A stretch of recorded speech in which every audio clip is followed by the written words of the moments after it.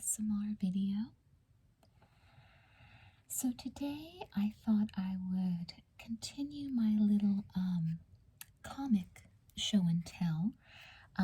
I've done several comic book videos so far. I have a playlist for just comic books, and this video will be going there as well as the Halloween playlist, which I hope you're enjoying. That has last year, which was my first Halloween on YouTube, as well as this year's Halloween videos. But today's video is a official adaptation of the movie Little Shop of Horrors. And it is a DC comic, which I think I mentioned in another video. Quite a lot of my comics that I still own are DC, and that's not on purpose. I've just kind of noticed that theme. I believe DC is who take most of the films when they do adaptations, it seems, or that's just what it's been like with my personal collection. So I've had this since it came out. It came out, it says, in 87. The movie came out late 86, because I remember seeing it in theaters several times. I saw it so many times in theaters with my friends and family. I'm sure that it was a big box office grosser because of my family alone and friends alone. But I had a lot of the merch, you guys. I had the LP soundtrack, so I had the album on soundtrack. I had like a toy that I remember my mother got from Savers Merchandise. Is that what it was called? I don't know if you guys remember that very 80s store. I had a book with actual pictures from the film. I had, of course, this comic book, and it is pretty thick. And I would say that is a running theme with the other comic adaptation, film adaptations I have. They're pretty thick for paper comic books. They're more like graphic novels. So we're going to do a read-through of this, and it's probably going to take a while, so this might be kind of a longer video, and I noticed that happened with my other comic readings. They were kind of long videos, but that's okay, right? Look, there's the official Little Shop of Horrors logo. I love that it's right here. It looks just like the movie poster official logo. I love that. And so there it has like all the film information, which is great, showing it's an official comic adaptation. So it says, on the 23rd day of September, in an early year of a decade not too long before our own, the human race suddenly encountered a deadly threat to its very existence. And remember, it was meant to look like the early 60s, you know, like 60, 61, 62. And then this film came out in 86, so like the mid-80s. So it's supposed to be like 20, it looks like it's 25 years before the film actually came out.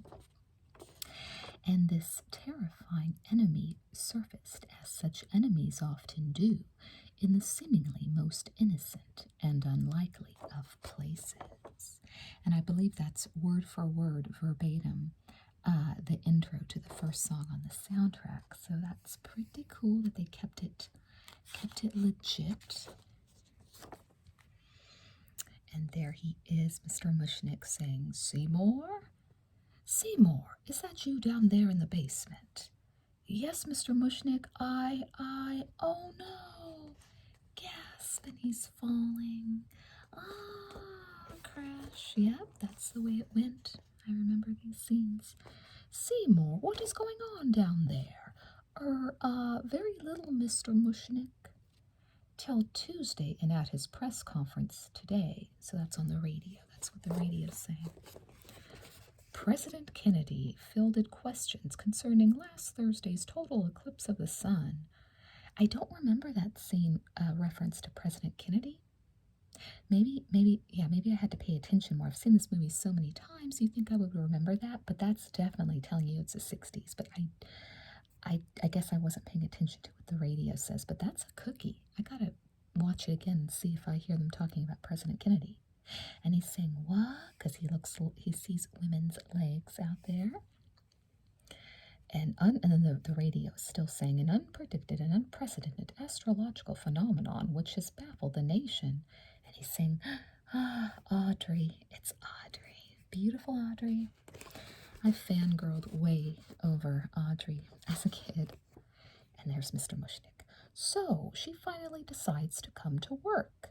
Good morning, Mr. Mushnik. And she had that cute New York accent. What morning? It's almost closing time. Not that we had a customer. And there she's coming in. It's showing rain, and that wasn't in the film. So it's interesting to see the subtle differences in the comic and the film. And he says, what in the name of God is going on down there? Because crash, he keeps falling, Seymour. Audrey, you'd better go see what he's... Audrey, where did you get that shiner? Oh, yeah, because she has a black eye. Shiner? Audrey, that greasy boyfriend of yours, he's beating up on you again. Look, I know it's none of my business, but I'm beginning to think he's maybe not such a nice boy. You don't meet nice boys when you live here on Skid Row, Mr. Mushnik. And then he says, I got these pots unloaded for you, Mr. Mushnik. That's Seymour. Where do you... Huh? And of course he falls again because he's an uncoordinated, klutzy nerd, but so sweet. Seymour, look what you've done to the inventory. Don't yell at Seymour, Mr. Mushnik. Hi, Audrey. You look radiant today. Is that new eye makeup? He doesn't know it's a shiner. I'll help him clean it up before any customers get here. Ha, that ought to give you plenty of time. Look, God, what an existence I got. Misfit employees, bums on the sidewalk, business is lousy, my life is a living hell. Look at that, 6 o'clock and we haven't sold so much as a fern. All right, that's it. Don't bother coming in tomorrow. What don't I mean? Oh, she says, you don't mean what don't I mean? You can't mean. And he says, I mean I'm closed. Forget it, kaput. You can't, kaput, extinct. So he's telling them he's closing the shop because they're not getting any business.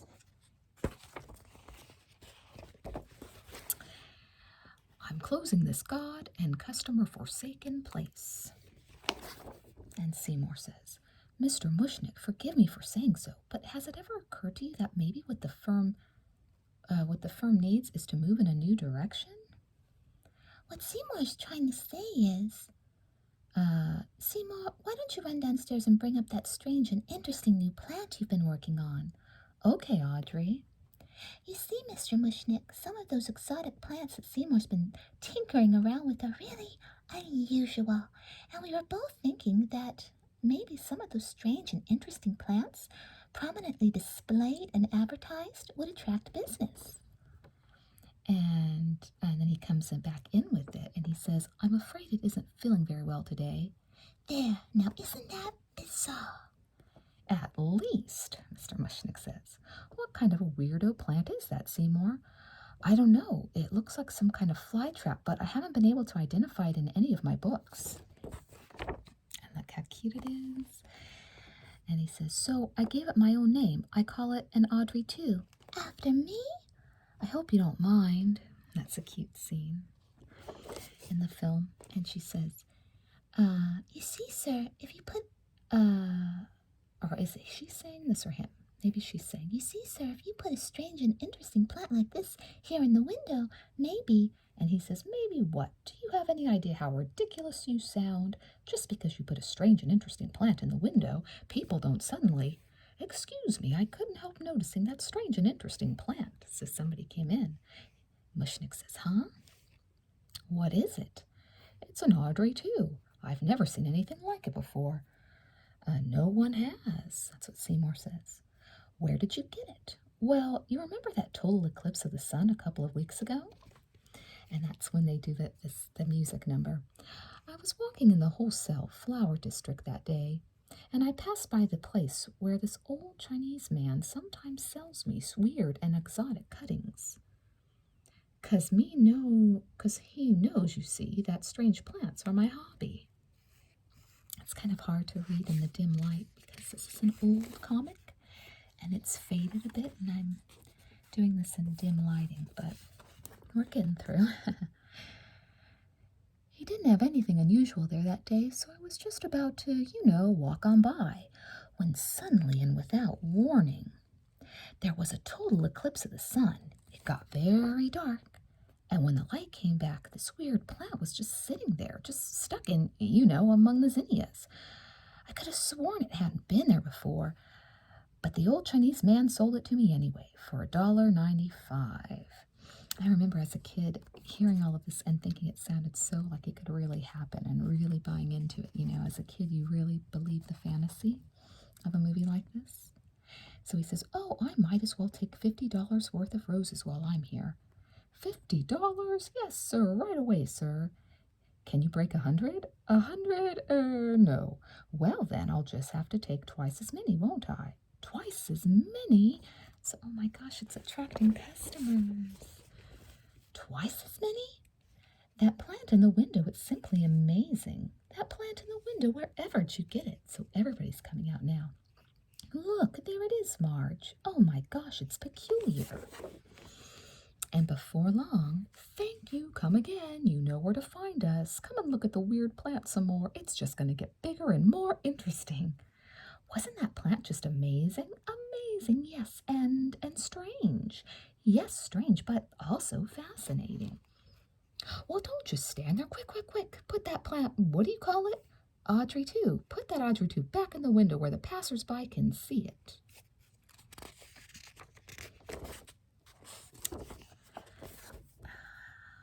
My God, I'd never have believed it. My children, I'm taking us out to dinner. Oh, I'd like to, Mr. Mushnik, but I have a date. With the same no good Nick? I'm telling you, Audrey, you don't need a date with him. You need a major medical. Enjoy dinner. That's what he says. Good night, Seymour. Good night. Poor girl, Mushnik says. Are we still going out? You're not going anywhere, Krellborn. Look, you're staying right here and taking care of this sick plant. I told you it's been giving me trouble. The Audrey 2 is not a healthy girl. Strictly between us, neither is the Audrey 1.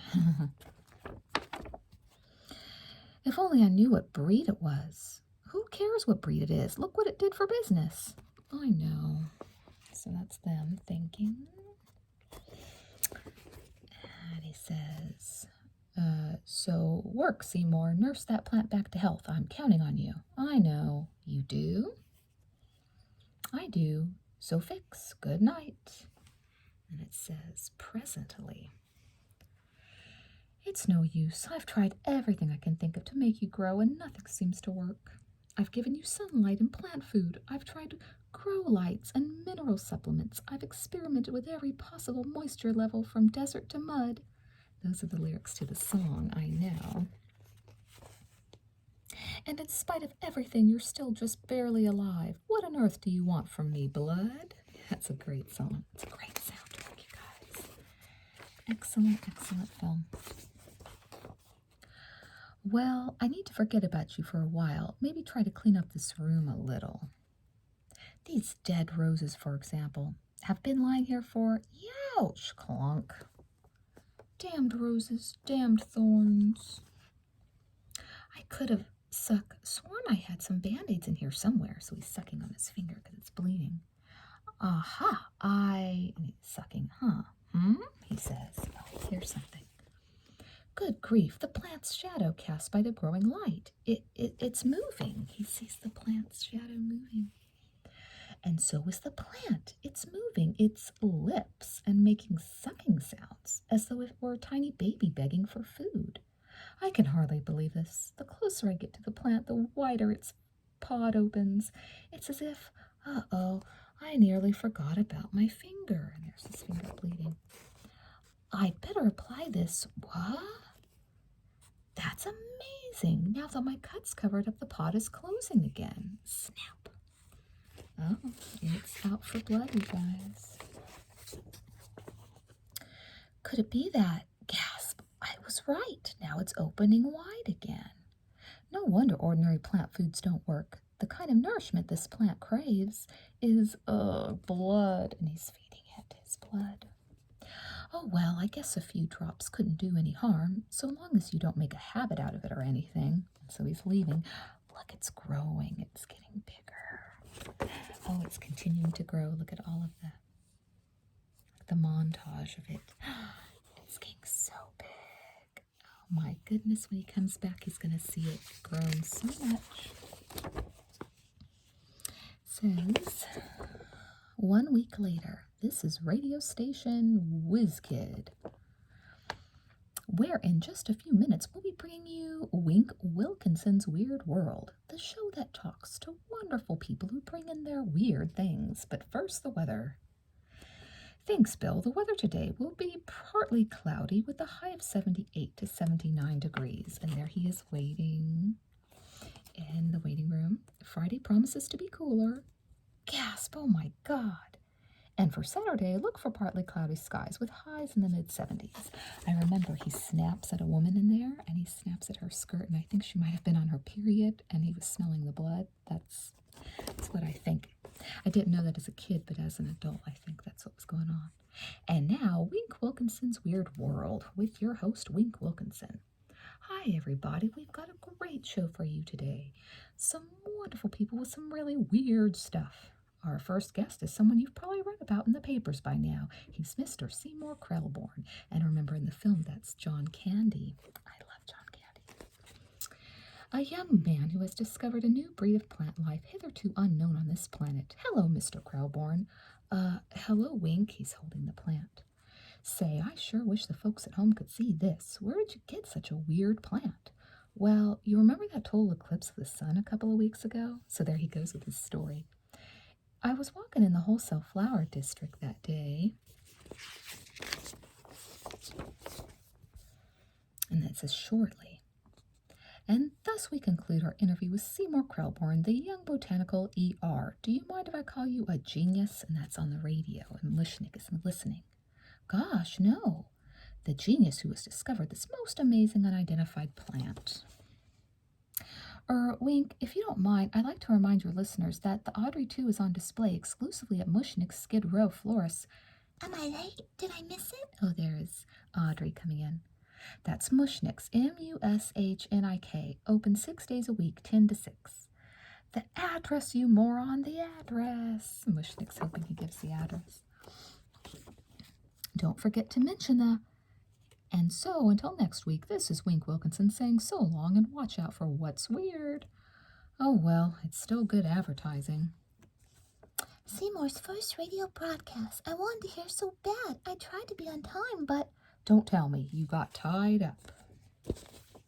No, just handcuffed a little. Handcuffed? Audrey, I don't know who this no-goodnick is you're hanging out with, but he's hazardous to your health. That's for sure, but I can't leave him. Why not? He'd get angry. And if he does this to me when he likes me, imagine what he'd do if he ever got mad. Oh my God, Audrey, I give up. Moments later, as Audrey returns to her small apartment directly across from the flower shop. Sigh, I think Seymour's the greatest, but then why am I dating a semi-sadist? And again, those were lyrics from the song. They're just turning them into dialogue. If only Seymour and I could get married someday, and maybe even buy a home of our very own, far from Skid Row. And look how cute that picture is. It's like a montage of the Somewhere That's Green scene, where she's imagining their own little picket fence house. I know it's only a dream, but I'd give anything to have it really come true. Days later, there's something astonishing about that plant, don't you agree? So the customers are back. Oh, miss, may I please have 200 gladiolas? Not just astonishing, but mesmerizing. 12 dozen sweetheart roses for me, please. Yes, Mrs. Shiva. Oh, this is Mushnik saying, yes, Mrs. Shiva. No, Mrs. Shiva. Right away, Mrs. Shiva. So they've got a ton of business now. Seymour. He's acting tired because he's been feeding his blood to the plant. Seymour, did you send out that order for Mrs. Shiva? Mrs. Shiva, I forgot. You forgot. You forgot. Do you hear this, God? Are you listening, customers? He forgot. Audrey, quick. He can't think straight because he doesn't have enough blood. We've got to do an emergency arrangement. Birthday, wedding, baby, funeral. That's a cute scene, too. Hand me the lilies. Mr. Mushnik's really mad. I keep forgetting things. Scissors, you've got a lot on your mind. Mind? What mind? The Shiv is our most important funeral account, a big, enormous family. And they're dropping off like flies. Sometimes I think Mr. Mushnik's too hard on you. Glue. It's over after all. He said, it's okay. After all, I owe him everything. He took me out of the Skid Row home for boys when I was just a little tyke. Oh, so he was like an orphan. He gave me a warm place to sleep, under the counter, good things to eat like meatloaf and water, floors to sweep and toilets to clean, and Glitter. I don't remember him talking about all of that in the movie, you guys, and I've seen this movie so many times, so it's starting to make me wonder if this was in the movie or not. You know, I think you should raise your expectations, Seymour, now that you're getting successful, I mean. It's clear you suffer from a low self-image, and it's high time you should get it fixed. Go out and do something nice for yourself, like buy some new clothes. I'm a very bad shopper, Audrey. I don't have good taste, like you. Oh, well, I could help you pick things out. You could? Sure. You go shopping with me? Sure. How cute is Audrey? She's a great Broadway talent, Ellen Green. You'd be seen with me in a public place like a side department store? Sure. Tonight? Oh, I can't tonight. I've got a date. Again this date? Some date? A date gives you a corsage, not a multiple fracture. I'm telling you, Audrey, he ain't a good, clean kind of boy. He's a professional. What kind of professional drives a motorcycle and wears a black leather jacket? And then that scene where you see Steve Martin, right? Why, Orin Scrivello, that's what kind. And he says, even when I was a little kid, I used to get off on doing real nasty things, like poisoning guppies and shooting puppies with a BB gun. And again, that's more lyrics. Then one day, after I'd found myself a pussycat and bashed in its head, my mama took me aside and said to me, Orin, my boy, I think someday you'll find a way to make a prosperous living from these natural tendencies of yours. Yes, indeed. I'd wager that one day you'll be a dentist, because you have a talent for causing things pain. And when you're a dentist, people will actually pay you to be inhumane. Oh, hello, Dr. Scrivello. Ow, ow. But look, they gave him like long blonde hair, and he actually had that black Elvis hairstyle in the film. So that's another difference between the comic and the film. Oh, I know my temperament's all wrong for the priesthood, and as a teacher I'd have been a flop. But ever since becoming a dentist, I've been a complete and total success. Because he's a total, sadist. Don't be frightened. All I'm going to do is straighten out your braces.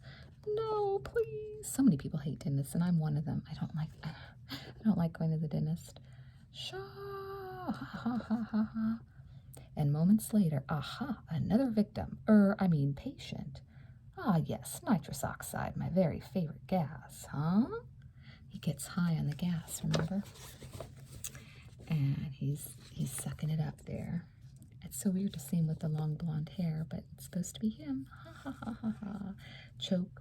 Dr. Scrivello, what are you gas planning to do with ha ha? Why, isn't it obvious?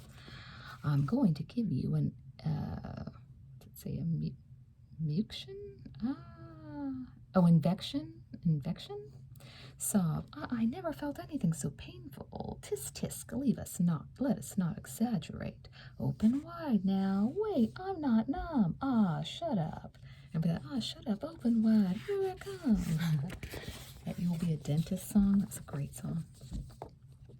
That evening, hey, you on the motorcycle, watch. Uh-oh, there's Seymour and Orin is coming. He almost hits him. Wait, I'm sorry, sir, you can't go in there now. Relax. Here, you want some nitrous oxide? No, thank you. Suit yourself. Sir, we're closed. He's going in there to get Audrey. It's okay, Seymour. This is my date. My boyfriend. Ah, ha, ha, ha, ha. Seymour Owen Scrivello. That is, gulp, Owen Scrivello, DDS.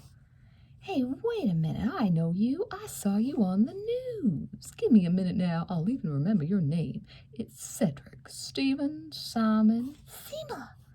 Somebody talking to you? Oh, no. Excuse me. Excuse me what? Remember the scene, you guys? Excuse me, doctor.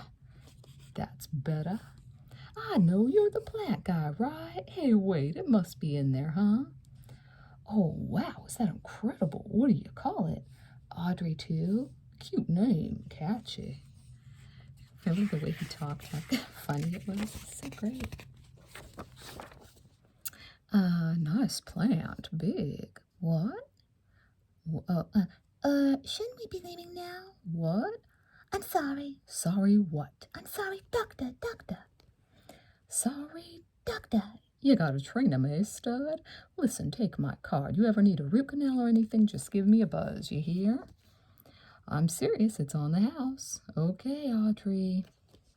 You got the handcuffs? They're right in my bag. And they zip off on his motorcycle. And then it says later. You ought to see the way he treats her, Tui. He calls her Tui. She deserves a prince, not a sadistic creep like him. The man's a total disgrace to the dental profession. I don't know what's going on sometimes. Seems like the whole world's going crazy, but at least we got each other, right? I'm gonna turn in, Tui. See ya in the... Huh? Oh, he fell over. Clunk. Oh boy, here we go again. Come on, I haven't got much left. Look, just give me a few days to heal, okay? Then we'll start again on the left hand and feed me. I gasp, beg your pardon? Feed me. Tui, you talked. Oh, this is when he starts talking. You opened your trap, your thing, and you said, feed me, Krellborn, feed me now. Oh, I can't. I'm starving. Look, maybe I could squeeze a little more out of this one, but more. There isn't any more. What do you want me to do? Slit my wrists? And then he says, gulp. Oh boy, maybe that is what it wants. Look, I got an idea. Why don't I go down to Schmendrick's and pick you up some nice chopped sirloin? Must be blood.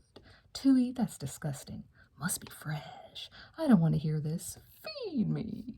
Does it have to be human? Feed me. Does it have to be mine? Feed me. So it's just begging. Where am I supposed to get it? Feed me, Seymour. Feed me all night long. And look, there's music notes. That is so cute. I have not looked through this in so many years, you guys.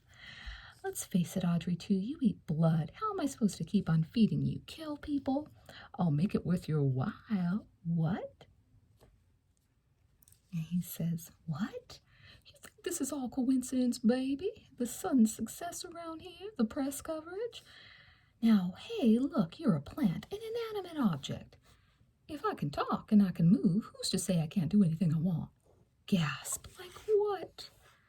Like deliver, pal. Like see you get everything, your secret, greasy, hot desires. I don't know.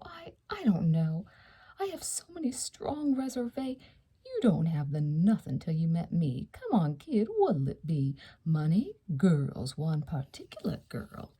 And I believe he was, the voice was the guy from the Four Tops. I forget his name. Levi Stubbs, I believe.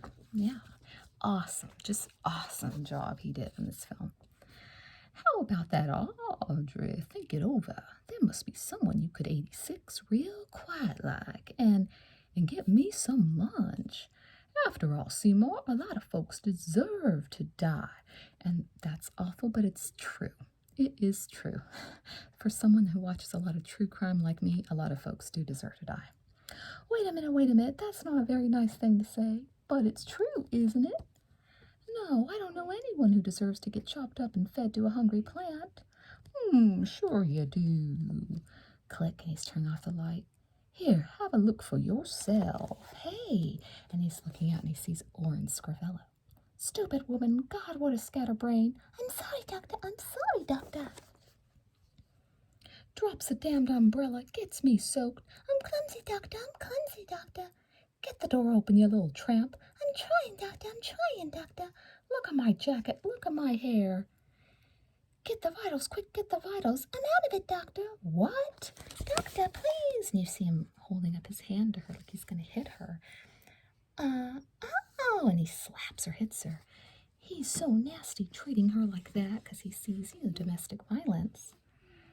I need blood, Seymour, and he's got more than enough. Now, this is that song that they're singing.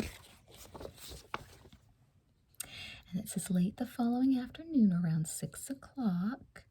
Next, that's me, Arthur Denton. I'm next. I remember that's Bill Murray, who's like the masochist who wants to get hurt. I've been saving up all month for this. I'm sure I need a root canal. I'm sure I need a very long, slow root canal. We'll see. I have a history of dental illness. Shut up and get in the chair. Yes, sir. And he's not enjoying it because this guy likes getting hurt. Yes, that's it. Show it to me first. Show it to me first. And then there's Seymour coming in with a gun. That was terrific. More. Don't stop. Oh, God, don't stop now. He's loving it. More. Yes. I want it now, yes. What's wrong? Why'd you... Get out. He hates the fact that he loves the pain. Oh, come on, Doc. I said get out. Goddamn sicko, move it. I'm going. You, let me ask you something. Does this scare you? Because he sees Seymour. Gulp. Yeah, he sees Seymour, but I don't think he recognizes him at this point. Would you like it if I took this thing and made straight for your blasted incisors? No. It hurt, right? Right. You'd scream, right? Right. Then get your butt in here. What? And get down. His gasp is falling down. Hey, don't I know you? Seymour Krelborn, we met yesterday. Oh, your mouth's a mess, kid. Let's start with that wisdom tooth. We'll just rip the little bugger right out of there. What do you say? Let me go. Oh my God, what's that?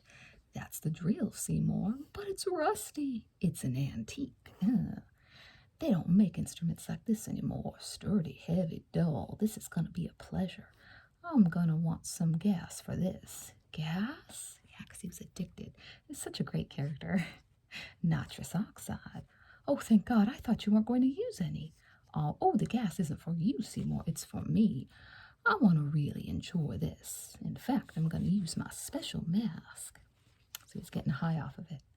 I find that a little giggle gas before we begin increases my pleasure enormously. He's such a kinky guy. Ha ha ha. Oh boy, Seymour, I am flying now. Oh, the ha ha things we are going to do to your ha ha mouth. It says, ha ha, okay, work too, do, time to work, ha ha, gotta straighten up, and he's just laughing too much. Huh? Oh, what the heck is... Because he pulled out a gun. Seymour did.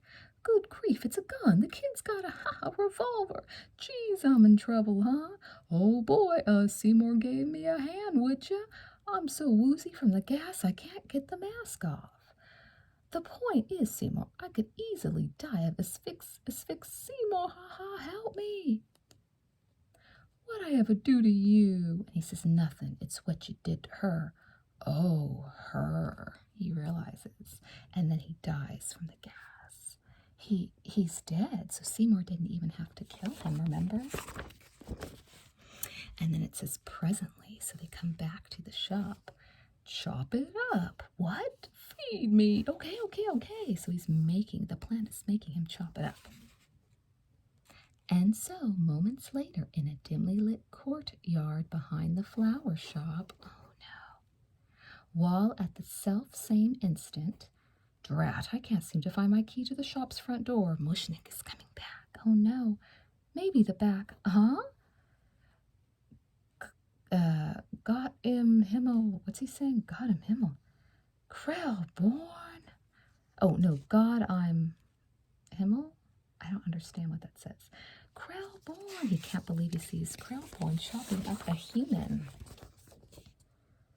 The following morning, I saw you talking to the policeman, Audrey. What'd they say to you? It's Oren. They say he's disappeared. They suspect foul play. They do? He was heavily in debt to certain rubber appliance firms. His receptionist.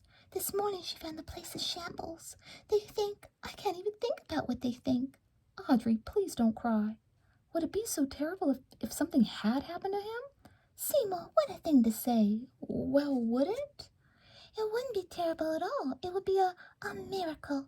Not to mention all the money I'd save on Epsom salts and ace bandages. See? But I'd still feel guilty. I mean, if he met with foul play or some terrible accident of some kind, it'd partly be my fault, you see, 'cause secretly I wished it. Audrey, you shouldn't waste one more minute worrying about that creep. There's a lot of guys would give anything to go out with you. Nice guys. I don't deserve a nice guy, Seymour. That's not true. I deserved a creep like Owen Scrivello, DDS. You know where I met him? In the gutter. The gutter? The gutter. It's a night spot. I used to work there. So it's like a nightclub named called the Gutter. On my nights off when we weren't making much money, I'd put on cheap and tasteless outfits, and I'd... Audrey, that's all behind you now. You've got nothing to be ashamed of. Oh, Seymour, you're a very nice person, and I always knew you were. No, he's saying to her, he's saying, you're a very nice person, and I always knew you were. Underneath the bruises and the handcuffs, you know what I saw? A girl I respected and loved. Oh, Seymour, you're so wonderful. Moments later, as an elated Seymour returns to the flower shop, because they sing that Suddenly Seymour song, remember? Sigh, Audrey. You love her madly, don't... Oh, this is going to be Mushnik saying, you love her madly, don't you, you little jerk? Oh, no. Mr. Mushnik, you scared me. I scared him. After what I've seen, I scared him. You think I didn't know? I knew. I knew you lay down there in the basement on your pathetic cot and dreamed about her, but I didn't know the lengths to which you'd go, the depths to which you'd sink. What depths? What sink? What are you talking about? Little red dots all over this linoleum, little red spots on the concrete outside. I'm talking blood, Krellborn. I'm talking under my own roof, an axe murderer. I saw everything you, done to her boyfriend. I saw you chopping. It's true, I chopped him up, but I didn't kill him. That's true. Tell it to the police. Krellborn, I just want to say it kills me to have to do this. Oh, now Mr. Mushnik has a gun and is going to point it at him. Considering the fact you're something of an idiot, and the man you hacked to pieces wasn't such a paragon himself, I would think you could get off in 30-40 years. And it would be a shame, all things considered, that your life's work shouldn't be here waiting for you when you get out. So if you want me to take care of this plant of yours, I assume you fertilize. She needs to be fed, sir. Fed? Just potash, you know, the usual minerals and all. Of course. And on Thursdays you give it water. Of course you have to clean the leaves, yes. But more importantly, whatever you do, yes, whatever you do, just be sure. Yes. He's getting so close to the plant. He's walking back into it. Huh? Choke. Krellborn. He falls into it. Look at that awesome picture. Snap. In the days that followed, Seymour found himself deluged with lucrative offers. Sign here and we'll begin booking you immediately. He's getting famous for that plant. For an exclusive story in Life magazine, all you have to do is sign this release. Even for his very own network TV show, sign. And all he had to do for it was sign those contracts. And yet, way deep down in his subconscious, Seymour knew that his waking dream of instant wealth was based upon a gruesome, terrifying nightmare. Because he's a good guy, he doesn't want to have to kill. No, he's waking up. I can't let it happen. I've got to make this nightmare come to an end. Taking those offers will only mean more killing. If I sign those contracts, that will mean I'm willing to keep on doing bloody, awful, evil things. That plant's much too dangerous to be allowed to live, so he gets an axe. He wants to kill it. Even though it means I'll be broke again and unemployed, I've got no choice but to destroy that horrible plant. But what about Audrey? If everything were as tawdry and impoverished as it was before the plant came into our lives, she might not love me anymore. He's dreaming about her. And so, where do I sign? Right on the line. That's it, right at the bottom of paragraph 9. Your new TV show was a guaranteed hit. So he is signing the pages. Since then, late one afternoon, please, please let me through. Hey, you, get back. The people are getting into the shop again. Can't you see they're filming? What? Oof. Hey, what's the matter with you? Huh? Seymour doesn't know what's going on. Oh, somebody hit him. While inside the flower shop, who's the best, the beautiful green one? Who? Audrey, too. Who's a star if ever I've seen one? Who? Audrey, too. Look at them, those leaves, that stem. She puts the rest to root. So that's supposed to be the singing the girls. Yes, who makes photosynthesis seem cute? Crunch. Oh my gosh, look, cut. What the hell's going on? What happened to the damn greenery? So it fell because it's starving, you guys. It just needs to be fed, so feed it. I can't, not now. Then I'll feed it. Where do you keep the plant food? It doesn't eat plant food, and I can't keep it now. Feed it now. Leave me alone, will you? All of you. Oh my gosh, he doesn't want to feed it, but why won't you all leave me a... Seymour, you're hysterical. She slaps him. I know. See, nobody understands that he needs to feed it blood. I'm sorry. Seymour. Okay, guys, back it up. Presently, out behind the flower shop, what am I gonna do? It's wilted before and you've always brought it back to life somehow. Seymour, I think running this place all by yourself is too much for you. When did Mr. Mushnik say he'd be back? Huh? You know, in that note you told me he left you, the one that said he was going to his sister's house in Czechoslovakia. He could be gone a very long time. So he told her that he left. I don't remember that part in the film either, you guys. I don't recall that. I think that's just the comic. Audrey, could I ask you something? Anything. Suppose there'd never been an Audrey too, and I was just a nothing again, a nobody. Would you still like me? I'd still love you, Seymour. Then marry me, Audrey. I'll buy you that little home you've always dreamed about, and we'll live happily ever after, I promise. Nice little house, nice little car, and no plants, Audrey, no plants at all. We'll go to Alaska. They say it's pretty there. Then will you? Will you marry me? Sure. You will? Sure. Tonight? Sure. I'll pick you up in an hour and we'll go to City Hall. Oh, so they're making happy plans.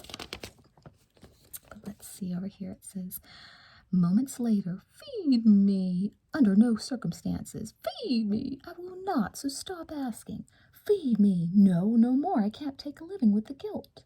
Tough noogies. I mean it. Cut the bull and bring on the meat. Okay, I'll bring you the meat. I'll run down to the corner and I'll pack you up some ground round. How about that? Don't do me no favors. Look, it's my best offer, yes or no. You sure do drive a hard bargain. Done, fine, great, and don't think you're getting dessert. For some reason, he doesn't want to eat, meat that's at the store. So, but the moment Seymour's gone from the shop, oh no. He's opening the cash register, he's getting money out, and he's putting a coin in the payphone. And he's calling with his plant tendrils. He's calling, ding, ding, ding. Oh my God, look, he's calling Audrey's house. Then, after having completed dialing an entire phone number, there's Audrey at her house. Hello? Hello, little lady. Who is this? You're looking as cute as can be. Is this someone I know? You're looking mighty sweet. Seymour? No, it ain't Seymour, it's me. And then she looks across the street and she sees him. Oh my God. And then meantime, and then he hung up. He hung up the phone. Click. I don't believe it. Believe it, baby, it talks. Am I dreaming this? No, and you ain't in Kansas neither, 'cause she came to the store to see him. I need me some water in the worst way. Look at my branch, I'm drying up. Come on and give me a drink. I don't know if I should. Hey, little lady, be nice. Do you talk to Seymour like this? So this is another song. Sure do. Help me or I'm a goner, honey. Your leaves are dry, poor thing. I'll get the can. Here you go. She gets the can. It's supper time. Oh no, look. He's trying to bring beautiful Audrey and eat her. No, help, please. Relax, darling. It'll be easier. Come join your dentist friend and Mushnik. Oh no. So now she knows what happened. They're right inside. Oh, look at her. No! Audrey! Seymour finds her. Get off of her! Get off of her! He's pulling her out. Struggling desperately and with all his might, Seymour finally manages to wrestle Audrey free of the savage pod. And moments later, in the alleyway behind the flower shop, Audrey, are you all right? Yes. No. I'm so sorry, Audrey. I never meant to hurt anybody, but somehow that plant makes terrible things happen. I guess I should have stopped it when I found out what it lived on, but it seemed so cute and harmless. And then we started making money, and we're almost at the end. A couple more pages. And you started to like me, and Seymour, did you really think I liked you because of that? well, sure. Why else would anybody like me? Seymour, I liked you from the first day I came to work here, from the minute I saw you in those funny glasses and little hat. Oh, And even if you were a nothing or a less than nothing, I would still like you. you mean it? Of course I do. No matter what, I'd still love you, Seymour. Oh, Audrey, you're the most wonderful. Seymour Krelborn. I'm Patrick Martin, Mr. Krelborn, Licensing and Marketing Division, World Botanical Enterprises. We're gonna make a fortune together, kid. That was the Belushi guy, the Jim Belushi. He's not interested. Oh, but he will be. We've got an incredible idea for that plan of yours. Picture this. We take leaf cuttings, develop little Audrey 2s, and sell them to flower shops across the nation. Pretty soon, every household in America could have one. Every household in America? Why, Audrey 2 could even go worldwide. Worldwide? Just think of it, boy. Audrey 2's everywhere. Why, with the great advertising, this could be bigger than hula hoops. Bigger than hula hoops? What do you say, Mr. Krelborn? Do we have a deal? No, get out, get away. What do you mean? Are you crazy? Seymour, where are you going? What are you going to do? You heard him, Audrey. Audrey 2's in every household in America. It's got to be stopped. I've got to end this nightmare once and for all. And she goes, Wait, I'm coming with you. no, it's me that got us into this, and I'm the one who's got to get us out. Wait for me, Audrey. This is between me and the vegetable. Oh, so he knows he's got to kill it. Scant seconds later, every household in America. That's what you had in mind all along, isn't it? No fooling, Sherlock. Because he's an alien. He wanted to take over the world. We're not talking about one hungry plant here, are we? We're talking about world conquest. You got it. Over my dead body. The bullets there just bouncing off you. Face it, Seymour. And he's going bam, bam, bam.